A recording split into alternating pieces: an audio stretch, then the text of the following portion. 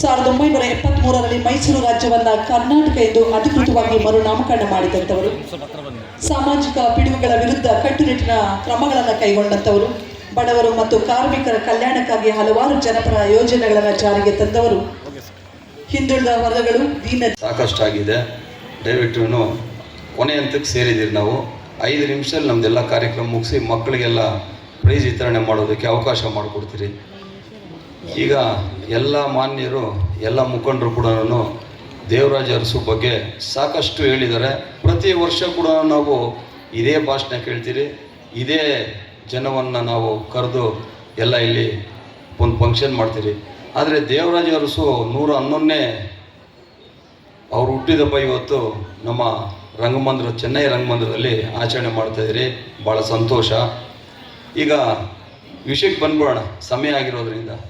ದಯವಿಟ್ಟು ಈ ವೇದಿಕೆಯಲ್ಲಿ ಅವಾಗೆ ನಮ್ಮ ಎಲೆ ಮಂಜಣ್ಣವ್ರು ಹೇಳಿದ್ರು, ಅಧಿಕಾರಿಗಳು ಕೆಲವರು ಬಂದಿಲ್ಲ, ಅದು ನಮಗೆ ಕೂಡ ಮನಸ್ಸಿಗೆ ಬೇಜಾರಾಗಿದೆ.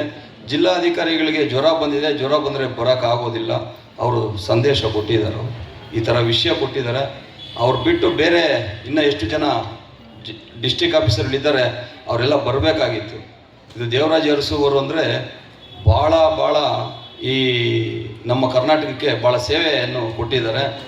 ಈಗ ಮಾನ್ಯರೇ, ವೇದಿಕೆ ಮೇಲೆ ಕೂತಿರ್ತಕ್ಕಂಥ ಎಲ್ಲ ಗಣ್ಯ ವ್ಯಕ್ತಿಗಳು ಕೂಡ ನಾನು ಸ್ವಾಗತ ಮಾಡ್ತೀನಿ.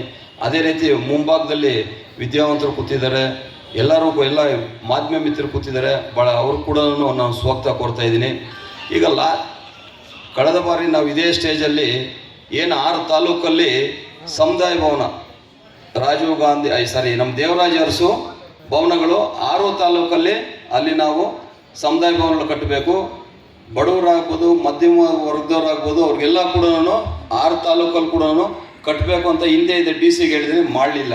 ಮೊನ್ನೆ ಪೂರ್ವಭಾವಿ ಸಭೆಯಲ್ಲಿ ನಮ್ಮನ್ನೆಲ್ಲ ಕರೆದು ದೇವರಾಜ ಅರಸು ಪೂರ್ವಭಾವಿ ಸಭೆಯಲ್ಲಿ ಈಗ ಬಂದಿರೋ DC ಅವರು ಹೇಳಿದ್ದಾರೆ. ಒಂದನೇದಾಗಿ ದೇವರಾಜ ಅರಸು ಅವರ ಸ್ಟ್ಯಾಚ್ಯೂವನ್ನು ನಮ್ಮ ಬಸ್ ಸ್ಟ್ಯಾಂಡ್ಗೆ ಹೆಸರಿಗೆ ನಾಮಕರಣ ಮಾಡೋ ವಿಚಾರ 1 ವರ್ಷದಿಂದ ನಡೀತಾನೇ ಇದೆ. ಅದನ್ನು ಈಗ ಪೂರ್ತಿ ಕೊಳ್ಳಲಿಲ್ಲ. DC ಅವರು ಈಗ ನಮಗೆ ಆಶ್ವಾಸನೆ ಕೊಟ್ಟಿದ್ದಾರೆ, 3 ತಿಂಗಳಲ್ಲಿ ಮಾಡಿಕೊಡ್ತೀನಿ ಅಂತ.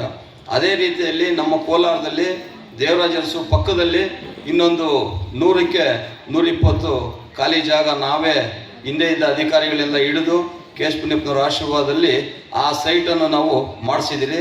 ಅಲ್ಲಿ ನಾವು ಭವನವನ್ನು ಕಟ್ಟಿದ್ರೆ ಬಡವರಿಗೆ ಒಂದು ಮದುವೆ ಮಾಡೋದಕ್ಕೆ ಅನುಕೂಲ ಆಗುತ್ತೆ ಅವ್ರ ಹೆಸರಲ್ಲಿ.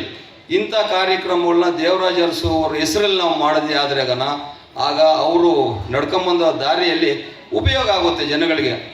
ಏಕೆ ಉಪಯೋಗ ಆಗುತ್ತೆ ಅಂದರೆ, ಯಾರೋ ಒಬ್ಬ ಬಡವನಿರ್ತಾನೆ, ಒಬ್ಬ ಶ್ರೀಮಂತ ಮದುವೆ ಮಾಡಿರ್ತಾನೆ. ಆ ಮದುವೆ ನನ್ನ ಮಗನಿಗೂ ಈ ರೀತಿ ಮಾಡಬೇಕು, ನನ್ನ ಮಗಳಿಗೂ ಈ ರೀತಿ ಮಾಡಬೇಕು ಅಂದರೆ ಅವ್ನಿಗೆ 2 ಲಕ್ಷ 3 ಲಕ್ಷ ಚೌಟ್ರಿಗೆ ಕಟ್ಟಕ್ಕೆ ಆಗೋದಿಲ್ಲ. ಅದಕ್ಕಾಗಿಯೇ ದಯವಿಟ್ಟು ಈ ವೇದಿಕೆ ಮುಖಾಂತರವಾಗಿ ನಾನು DC ಅವರು ಕೂಡ ನಾನು ಸಂದೇಶ ಕೊಡ್ತಾ ಇದ್ದೀನಿ.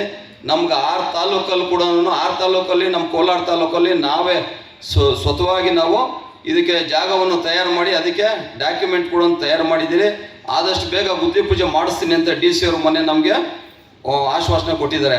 ಅದೇ ರೀತಿಯಾಗಿ ಬಂಗಾರಪೇಟೆಯಲ್ಲಿ ಕೂಡ ಸ್ಥಳ ಹುಡುಕಿದ್ದಾರೆ, ಮುಳುಬಾಗಲ್ಲೂ ಸ್ಥಳ ಹುಡುಕಿದ್ದಾರೆ. ಇದು 6 ತಾಲೂಕಲ್ಲಿ ಕಟ್ಟಿದ್ದು ಆದ್ರಾಗ ನಮ್ಮ ಹಿಂದುಳಿದ ವರ್ಗಕ್ಕೆ ಬಡ ಮಕ್ಕಳಿಗಾಗಲಿ ಅಲ್ಲಿ ಸಹಾಯ ಆಗುತ್ತೆ. ಅದು ಎಲ್ಲೇ ಕಟ್ಟಿದ್ರು ಕೂಡ ಫ್ರೀ ಇರಬೇಕು, ಇಲ್ಲ ಒಂದು